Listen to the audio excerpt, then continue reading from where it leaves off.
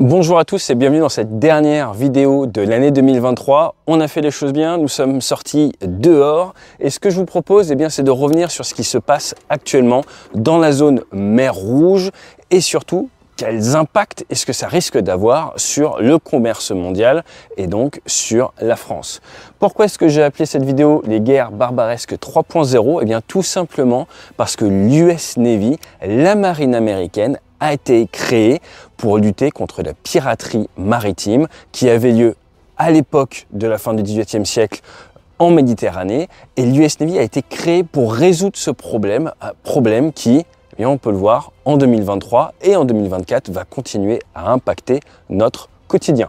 Alors l'objectif c'est quoi? Très rapidement, la zone, regardez les distances en jeu, car les distances vous permettent de mieux comprendre la nature du problème, surtout lorsque vous devez protéger tout ça avec des navires qui ne peuvent engager des drones ou des missiles de croisière ou balistiques qu'à quelques dizaines de kilomètres. Ensuite, nous allons voir si c'est un nouveau problème que les états-majors et les politiques découvrent en cette fin 2023. Spoiler alerte, absolument pas. Et ensuite, nous allons voir concrètement quelles mesures peuvent être prises par les marines pour protéger la liberté de navigation, le déplacement des navires en toute sécurité.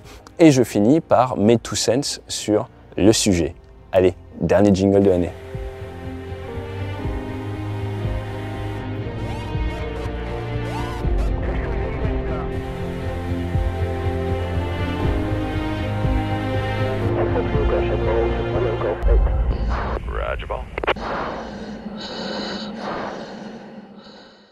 Nous avons déjà parlé sur la chaîne de la mer Rouge et de Bab el-Mandeb. 103 km de long, 27 km de large, 300 mètres au plus profond, mais surtout un point parmi lequel transite énormément du transport maritime international. Si vous voulez partir de Singapour, rejoindre Amsterdam, vous passez par Bab el-Mandeb et ensuite vous passez par Suez.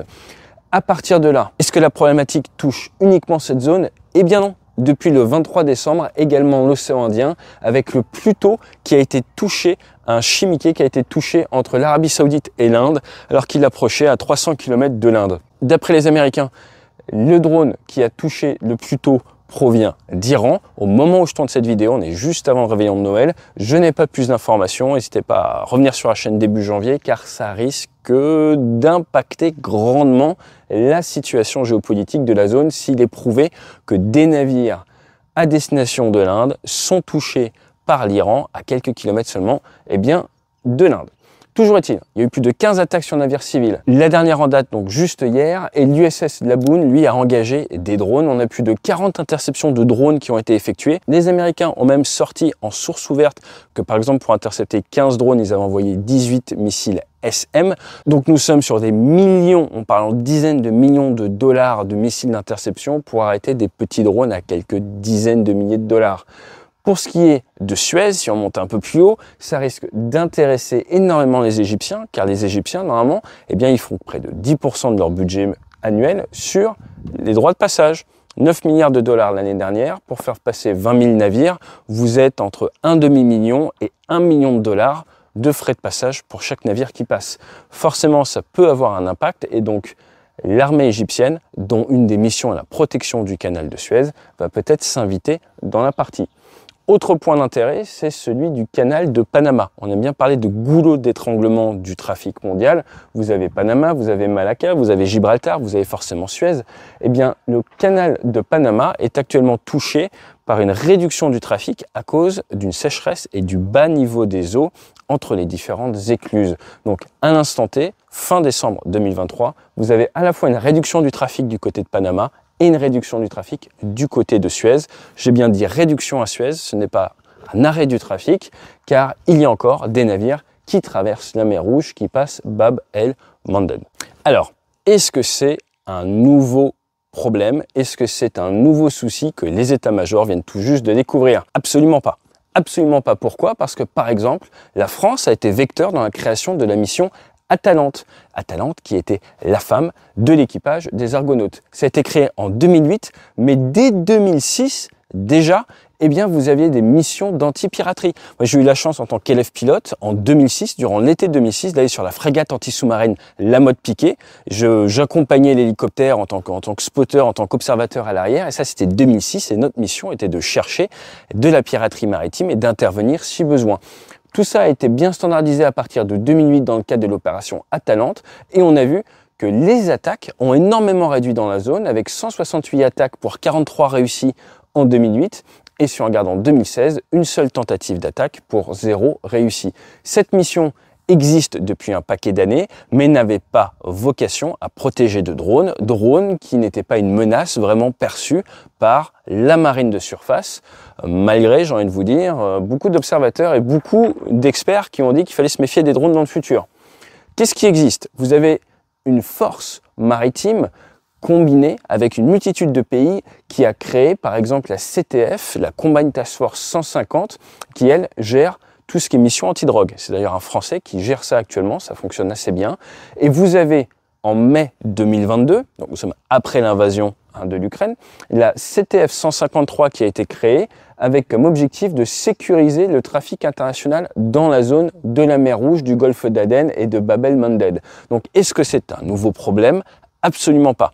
Ce qui a évolué, c'est la densité du problème et surtout le nombre d'attaques et le motus operandi. Attention, il y a déjà eu des attaques de drones par le passé. On a même vu au large de l'Iran du brouillage, du spoofing GPS pour faire croire aux navires qu'ils n'étaient pas où ils sont vraiment, les amener dans les eaux internationales iraniennes et après pouvoir les arrêter. Donc tous ces problèmes maritimes sont des problèmes bien connus par les militaires et surtout par les marins, car ça fait des décennies que ça existe. Et si on remonte un petit peu dans l'histoire, durant la guerre Iran-Irak, il y a même eu les navires koweïtiens qui se sont retrouvés, 11 navires koweïtiens, qui se sont retrouvés sous pavillon américain et sous escorte américaine pour pouvoir sortir du pétrole du golfe Persique. Donc ce ne sont pas des nouveaux problèmes.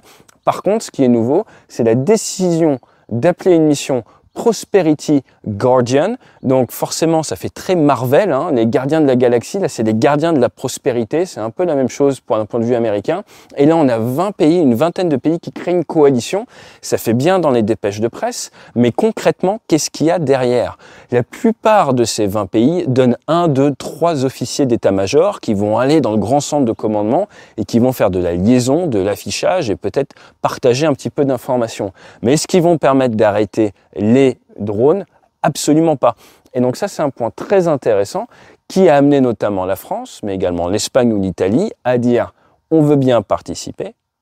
Attention, il y avait déjà la CTF 153 qui existe et qui a pour vocation de permettre la sécurité du trafic international, mais nos navires ne seront pas sous commandement américain. Nous gardons le commandement de nos navires à l'échelon national, ce qui nous permet de placer nos navires et de décider, si besoin, que nos problèmes nationaux, que nos décisions nationales passent avant les décisions des gardiens de la prospérité, le tout en anglais s'il vous plaît. On n'est pas présomptueux. On sait même pas ce que ça veut dire. Par contre, restons positifs. J'aime bien votre plan, sauf qu'il est nul. Alors laissez-moi faire le plan, et comme ça on aura de bonnes chances de réussir. Maintenant, ce qu'il faut bien comprendre, c'est que l'état final recherché, c'est bien de permettre la liberté de navigation. Tout ça, c'est très clair sur le papier, c'est très clair quand on vous fait une vidéo YouTube, mais dans la vraie vie, c'est beaucoup plus compliqué, au vu forcément du nombre de pays et surtout des intérêts hétéroclites des participants. La France a de nombreux navires, l'Allemagne a des navires également, les Pays-Bas également. Maintenant, qui participe et à quelle hauteur?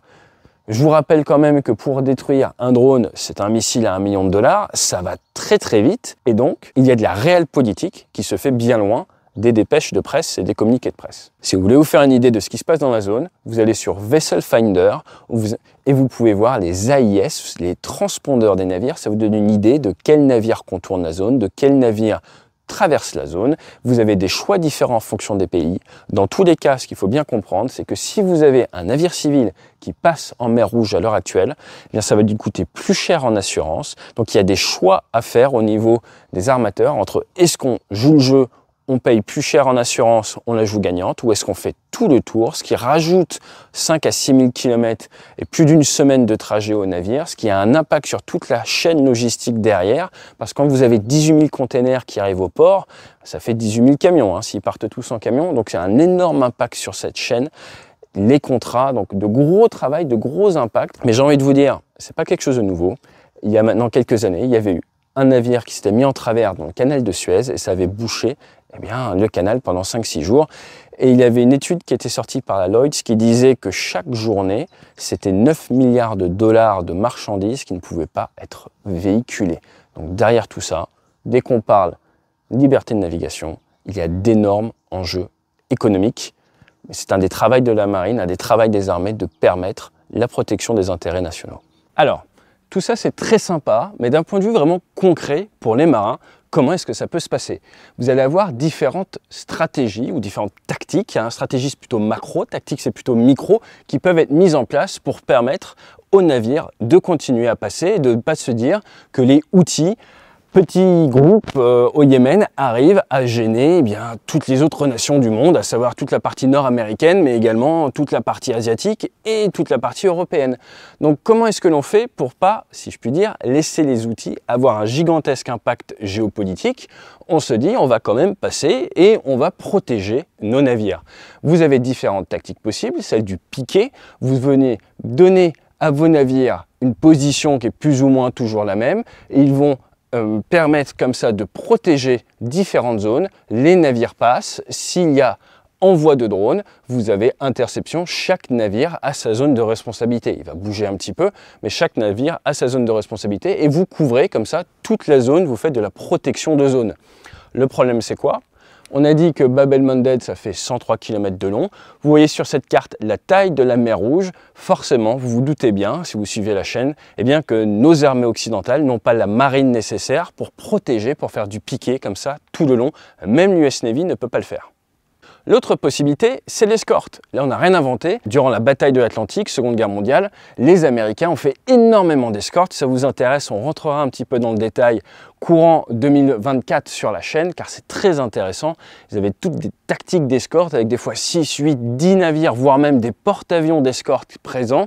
Et là, l'idée, c'est que vous mettez tous vos navires à protéger, vous les encadrez. Vous avez ainsi des navires de guerre qui peuvent engager tout ce qui arrive et vous passez en convoi. Donc vous faites des convois, ce qui obligera probablement un petit peu d'attente pour le passage de Suez, mais ce qui ne pose pas de souci car vous pouvez faire de la défense de zone du côté de Suez. Donc là, l'escorte peut être très efficace. Sinon, formez l'offensive, vous partez en opération et c'est là où on revient aux guerres barbaresques qu'ont fait les Américains. On pourra pareil revenir plus en détail sur les guerres barbaresques si ça vous intéresse. Qu'ont fait les Américains une fois qu'ils ont créé leur Navy? Contre les nations, et là c'était contre la Libye à l'époque, ils ont envoyé William Eaton, ça n'a rien à voir avec le collège d'Eaton en Angleterre, 8 marines et 500 mercenaires, et les États-Unis ont débarqué pour la première fois dans le cadre d'une guerre offensive à Derna en 1805, ont mis leur drapeau et ont battu Tripoli à cette époque-là. Et c'est donc intéressant de voir que la première guerre et la première grosse bataille à l'étranger des Américains, c'était pour protéger leur commerce international qui, avant leur indépendance, était protégé par la Royal Navy, qui, une fois que les États-Unis ont été indépendants, n'était plus protégés. Et donc les pirates, les États dits barbaresques, en profitaient pour soutirer énormément d'argent en droit de passage aux États-Unis qui, à un moment, ont dit « on arrête les frais, on développe notre US Navy, on se paye des frégates et on va exporter la démocratie. » Mais soyons francs, la grande surprise à surveiller pour 2024, pour ne pas encore avoir une guerre de retard, ce n'est sûrement pas les drones aériens, qui maintenant, il faut être franc, n'étonnent plus grand monde, mais la grande menace pourrait bien venir de la surface ou de sous la surface avec les nouvelles générations de drones maritimes et probablement leur très forte charge militaire qui aurait un tout autre impact sur la flottabilité des navires. On va désormais terminer l'année 2023 avec mes derniers 2 cents, comme vous le savez, un petit pas de côté. Premier point qui est intéressant et qu'il ne faut surtout pas louper dans le traitement de cette information, c'est le pourquoi. Pourquoi est-ce qu'on a cette augmentation soudaine des attaques contre les navires? On a vu que c'est quelque chose qui s'est toujours fait, mais pourquoi cette augmentation d'un seuil? Tout simplement suite à la guerre entre Israël et le Hamas dans la bande de Gaza. Je vous rappelle qu'au début, les Houthis réclamaient de la livraison d'aide humanitaire et de vivres dans la bande de Gaza. C'est pas quelque chose qui a été extrêmement repris, mais c'est des déclarations des Houthis. Et je vous rappelle également qu'à l'heure où je tourne cette vidéo, on a toujours les États-Unis, et seulement les États-Unis, qui mettent le veto au niveau de l'ONU pour empêcher un cessez-le-feu. Et donc, une des choses que réclament les Houthis, c'est notamment qu'il y ait du cessez-le-feu dans la bande de Gaza. Maintenant, ça c'était au début, je pense que c'est intéressant de voir évoluer la situation, mais au début, ils ne targetaient, ils ne visaient que des navires en rapport avec Israël. Or maintenant, eh bien, ça nous impacte tous, y compris en tant que Français. Deuxième point intéressant, c'est celui du format des marines. Le format des marines est à l'heure actuelle embryonnaire. On a des navires de très haute capacité, de très haute performance, extrêmement automatisés, mais dans des cas comme cela, eh bien, il vous faut du volume. On le répète et on le dit sur cette chaîne depuis des années maintenant, eh bien là on voit concrètement un cas où avoir un format de marine avec peut-être du matériel moins haut de gamme, mais plus de volume, rendrait beaucoup plus facile des tactiques de piqué ou même de l'escorte. L'autre point qui va être intéressant à suivre, c'est dans quelle mesure est-ce qu'il va falloir pouvoir tenir dans la durée. Encore une fois, un seuil critique est nécessaire pour pouvoir s'inscrire dans la durée, d'où le point d'effort peut-être à porter sur nos marines. Je vous rappelle que la LPM, la loi de programmation militaire, dont on a tant entendu parler dans la presse à base d'hyperbole, réduit encore le format prévu de la marine par rapport à ce qui était initialement intellectualisé au début du siècle. Ce qui nous amène directement vers nos alliances. Il y a l'OTAN, il y a une multitude d'alliances. Là, nous sommes en dehors de la zone d'action de l'OTAN. Néanmoins, qui est-ce qui paye? Et ça, c'est un point intéressant, car si on rentre dans une guerre d'usure où il va falloir ouvrir régulièrement le feu avec des missiles à plusieurs millions d'euros, où il va falloir maintenir une grosse présence à la mer durant de longues périodes, ça va forcément finir par coûter cher. Et si, par exemple, des navires français permettent le passage à des navires allemands, eh bien, est-ce que les Allemands, à un moment, paye la France? C'est tout simplement des questions d'argent. La problématique de la marine, c'est que certaines nations en Europe n'en ont pas forcément, ou n'ont pas la capacité à protéger leurs propres navires. Ça va être très intéressant de voir qu'est-ce qu'il se passe d'un point de vue financier, quels accords sont passés pour permettre cette liberté de navigation à tout le monde, mais la marine française n'a pas vocation à permettre la liberté de navigation de tous les navires de la Terre. Il y a un moment, c'est juste pas réaliste. Donc il va forcément y avoir à un moment des grandes discussions budgétaires et je serais très intéressé de savoir comment ça va se régler. Le dernier point, pour finir dans la joie et la bonne humeur, c'est celui de la Covid et des masques. Rappelez-vous, quand il y a eu le début de la crise de la Covid et des masques, certains pays étaient prêts à acheter les masques à la sortie de l'avion plus cher alors qu'ils avaient été réservés pour un autre pays. En France et dans le texte, on a vu ressortir dans ces temps de crise, dans ces temps d'incertitude économique, mais également même de survie pour les nations et les gens, une préférence nationale. Et c'est exactement ce que j'essaye de vous dire depuis tout à l'heure, c'est quelles leçons est-ce qu'on a retirées alors qu'on fonctionne et que nous sommes câblés d'un point de vue volume d'armée pour fonctionner en alliance, quelles leçons est-ce qu'on a retenues de cette crise du Covid alors que clairement nous avons vu que les alliances, ça marche bien quand il fait beau et que tout le monde est heureux, mais que dès que la pyramide de Maslow commence à être attaquée, forcément, il y a beaucoup moins de personnes présentes pour travailler en alliance. Il y a beaucoup plus de personnes présentes pour défendre les intérêts vitaux de leur nation. Nous sommes fin 2023 et les Houthis, avec leurs petits drones, probablement aidés par les Iraniens, arrivent à avoir un impact sur le commerce mondial en appuyant sur un des goulots d'étranglement à un endroit où ça fait mal. Comme on l'a vu, il y a de nombreux goulots d'étranglement, il y a de nombreux endroits où ça pourrait faire mal. Les Chinois aiment dire « puissiez-vous vivre en des temps intéressants ?» Je suis sûr que vous comme moi, nous n'en demandions pas tant. Allez, excellente fête et fly safe.